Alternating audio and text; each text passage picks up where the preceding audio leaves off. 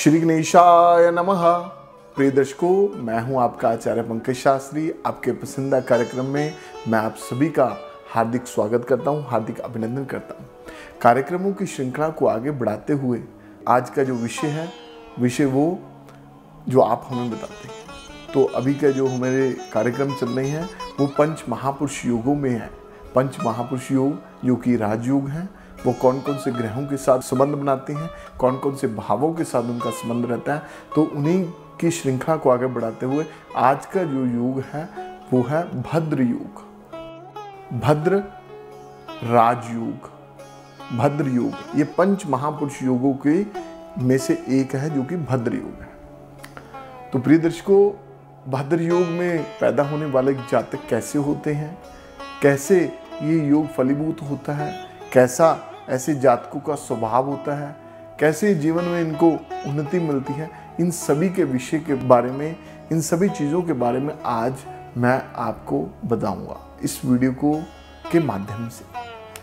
प्रिय दर्शकों, भद्र योग में पैदा होने वाले जातक कैसे होते हैं, पहले तो मैं आपको ये बता दूं। भद्र योग में पैदा होने वाले जातक बहुत ही विद्वान होते हैं, बुद्धिमान होते हैं, गुणवान होते हैं,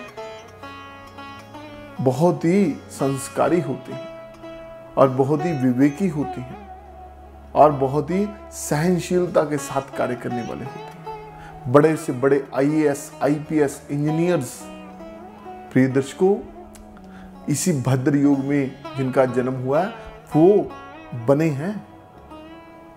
जी हाँ, आप समझ गए होंगे, भद्र योग का जो संबंध है वो बनता है बुध के साथ, जो मरकरी हैं।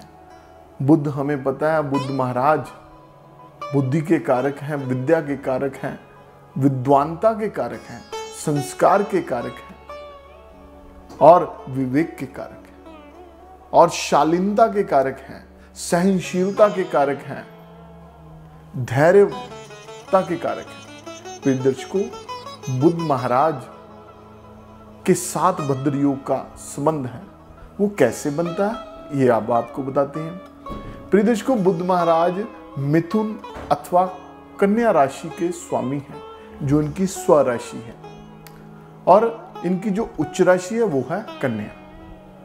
तो यदि बुध महाराज मिथुन अथवा कन्या में किसी भी राशि में, दोनों में से केंद्र में बैठे हैं, आपके 12 भाव हैं जन्म कुंडली के, 12 भावों में जो केंद्र का भाव है, पहला, चौथा, 7वां और 10वां, उसमें केंद्र के चारों भावों में से किसी भी मिथुन अथवा कन्या राशि में, किसी भी राशि में बैठे हैं, तो समझ लीजिए ऐसा जातक भद्र राजयोग में पैदा हुआ है। तो भद्र राजयोग के बारे में मैंने बता दिया। बड़ा विवेकी, बुद्धिमान, धैर्यवान, इंजीनियर, डॉक्टर, वकील, ज्योतिषी, बड़ा विद्वान ब्राह्मण, जिनका संबंध विद्या के साथ है, वो ऐसी फील्ड में जाएगा, ऐसा अधिकारी बनेगा।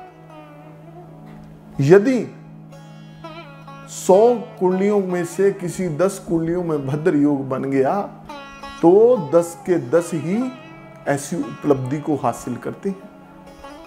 प्रिय दर्शकों, अब केंद्र के लगन भाव में बुध महाराज जब बैठते हैं, बुध महाराज को सप्तम दृष्टि ही मिली है, जो कि 7वीं दृष्टि सभी ग्रहों को, सभी ग्रह देखते हैं, वैसे ही सप्तम दृष्टि से, 7वीं दृष्टि से बुध महाराज लगन में बैठ के सप्तम भाव को जब देखते हैं, तब ऐसा व्यक्ति की जो लाइफ पार्टनर होता है, ऐसे व्यक्ति का जो बिजनेस पार्टनर होता है, ऐसा व्यक्ति का व्यापार जो होता है बहुत अच्छा चलता है। ऐसा व्यक्ति इंपोर्ट एक्सपोर्ट के कार्य करता है। ऐसा व्यक्ति का जो लाइफ पार्टनर होता है वो भी भद्र योग में जिसका निर्माण हो, वो भी कोई ना कोई लेक्चरर, कोई ना कोई टीचर, कोई ना कोई डॉक्टर ही उसको मिलता है।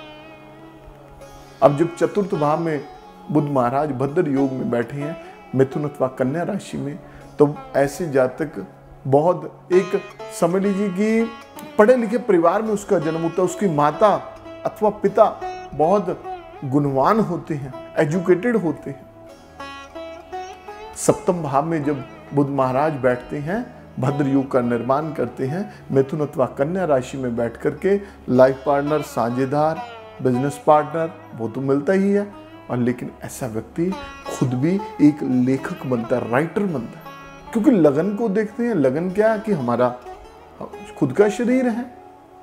तो दशम भाव में जब बुध महाराज बैठते हैं तो ऐसा व्यक्ति अपने पिता के साथ संस्कार, पिता से संस्कार मिलता है, पिता के साथ कारोबार करता है। यदि वो नौकरी में नहीं भी जाता तो वो पिता के साथ कारोबार करता है, और वो कारोबार उसको पुश्तैनी मिलता है। प्रिय दर्शकों, बुध महाराज एक नपुंसक ग्रह भी हैं, एक डबल माइंडेड का कार्य भी करवा देते हैं। द्विस्वभाव है इनका वर्ण। ये थोड़ा सा ऐसे लोग समझ लीजिए कि डिसीजन पावर थोड़ी सी इनमें से कम भी होती है, लेकिन डिसीजन इनके अच्छे हो जाते हैं। भद्र योग का इनके ऊपर प्रभाव है। प्रिय दर्शकों, पंच महापुरुष योग कोई ना कोई इनका संबंध ग्रहों के साथ, भावों के साथ, जन्म कुंडली के साथ जो है वो चीजें मैंने आपको बताई हैं। लेकिन फिर भी हमें, हमारा उद्देश्य रहता है कि आप तक जो भी जानकारी पहुंचाएं बिल्कुल अध्ययन के साथ आप तक पहुंचाए और आपके वो काम आ सके। यदि आपके मन में भी कोई प्रश्न है तो आप मेरे नीचे दिए नंबर पर व्हाट्सएप के माध्यम से आप मुझे जानकारी ले सकते हैं, मुझसे प्रश्न कर सकते हैं, अपनी जन्म कुंडली का विश्लेषण करवा सकते हैं। तो जैसे हमें व्हाट्सएप पे संदेश आते हैं तो उन्हीं संदेशों में मैं आपको बात करता हूं। हमारे किसी शुभचिंतक ने जो हमसे जुड़े हुए हैं उन्होंने संदेश भेजा है। तो प्रश्न उन्होंने किया है, अमित चोपड़ा जी हैं, कहते गुरुजी प्रणाम, आपकी वीडियो मैं देखता हूं। आपसे एक प्रश्न है कि मेरी प्रॉपर्टी सेल नहीं हो रही, प्लीज मेरी कुंडली देखकर बताएं कि कब तक सब ठीक होगा और मेरा फाइनेंशियल सिस्टम ठीक होगा। प्रिय दर्शकों, ये अमित चोपड़ा जी हैं, न्यू दिल्ली से इन्होंने मेरे को प्रश्न किया है। तो इन्होंने अपनी जन्म कुंडली मेरे को भेजी भी है और मैंने इन जन्म कुंडली का इनको विश्लेषण करके इनको रेमेडीज वगैरह, उपाय वगैरह बताए हैं। तो आप भी अपना ऐसे ही व्हाट्सएप के माध्यम से अपना मैसेज, अपना प्रश्न रख सकते हैं ताकि आप तक भी मैं जानकारी पहुंचा सकूं और वो जानकारी आपके काम आ सके।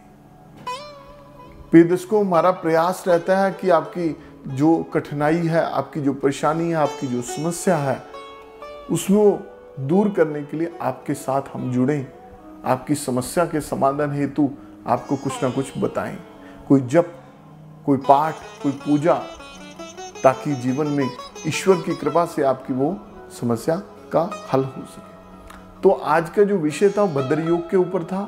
भद्र योग का बुध के साथ संबंध है, मिथुन अथवा कन्या राशि के साथ संबंध है, केंद्र के भावों के साथ संबंध है, और बाकी की जन्म कुंडली का विश्लेषण करवाने के लिए आप नीचे दिए नंबर पर संपर्क कर सकते हैं और प्रॉपरली फलादेश ले सकते हैं, प्रॉपरली प्रेडिक्शन ले सकते हैं।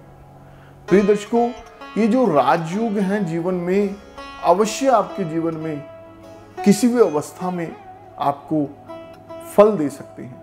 वो फल कब मिलेगा, ये जानकारी आपकी जन्म कुंडली को देखकर ही मिलेगी। किसी व्यक्ति को जन्म से ही मिल जाती है, किसी को किशोरावस्था में मिलती है, लेकिन किसी को वृद्धावस्था में मिलती है।